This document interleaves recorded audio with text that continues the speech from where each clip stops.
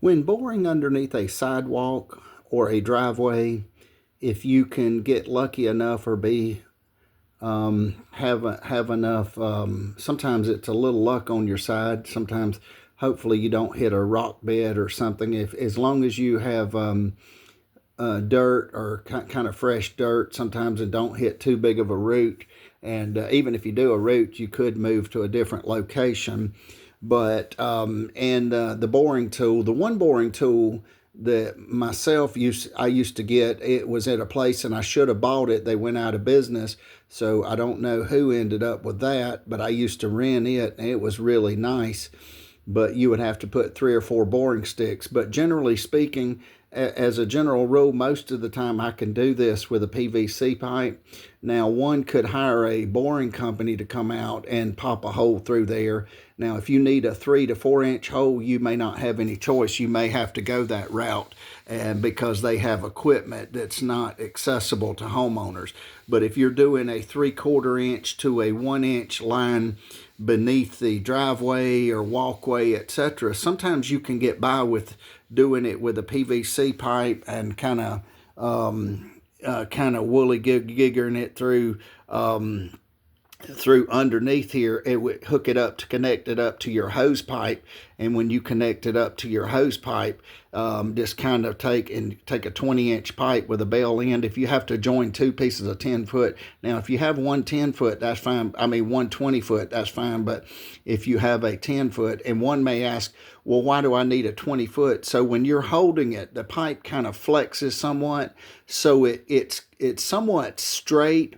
So when you start to turn the hose pipe on full throttle and it starts to spray water out, have it in the trench first. You would need to dig two sections below on both sides of the driveway, where you're going in and where you're planning on coming out. So whatever, how many inches that may be, 6, 8 foot, foot and a half, however many feet you need to go. You don't want to go too deep, because when you come out the other side, you may have trouble finding it. But generally speaking, when you come out the other side, the water will be washing it out on the other side. So now, one thing to have at the forefront of your brain, and a takeaway here, is this washer here. This washer goes in the end of this pipe here, and this pipe looks something like this. It's threaded, and your hose pipe will thread onto here. But now with this washer goes inside of here, so that you can see the washer here. Now, you do not want to lose this washer, because if you lose this washer, water's going to spray in all different directions, and then you're going to be soaking wet, and you're probably going to be wet anyway and muddy anyway. So if you don't like to get wet, you don't like to get muddy, this may be a job you may consider farming out to, or subbing out to a contractor or somebody, or a do-it-yourself guy or whatever. But this washer here, you can look, and this is the washer that goes in there, and it's nothing out of the ordinary. They sell these, and so I keep several. I keep like several of them on a little piece of wire or something in the truck. So there's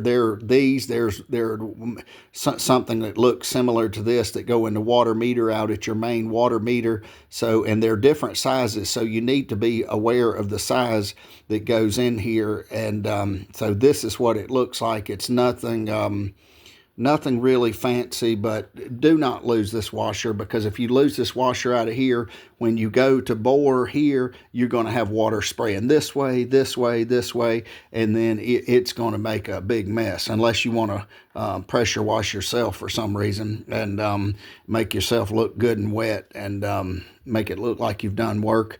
But if you'll put this washer in and tighten the hose pipe up into this fitting here, it's still, oftentimes it'll still leak somewhat, but it'll dribble out versus just spraying in all different directions. So just be sure not to lose this particular washer when you go to do the boring. And the hose pipe would connect up right here. The washer would be put inside of here, like so. Yeah, the washer would be on the inside, then the hose pipe would go in, and once the hose pipe is in, you should be fine. So this is just a takeaway here. Do not lose the washer. Look in here, make sure the washer's located in here before connecting your hose pipe. So, and if you don't, and you turn the hose pipe on and it's spraying, simply the fix is to go over there, turn the hose pipe back off, and go get a washer, and then put a washer in. So sometimes I actually can't find the right size, and I'll take a washer and take a razor knife and kind of cut it and make it to the size that I need. But each individual will have to decide how they want to attack that problem. But you will need this washer in here, and this is where your hose pipe would connect to this threaded connection. Thank you for watching. Have a great day.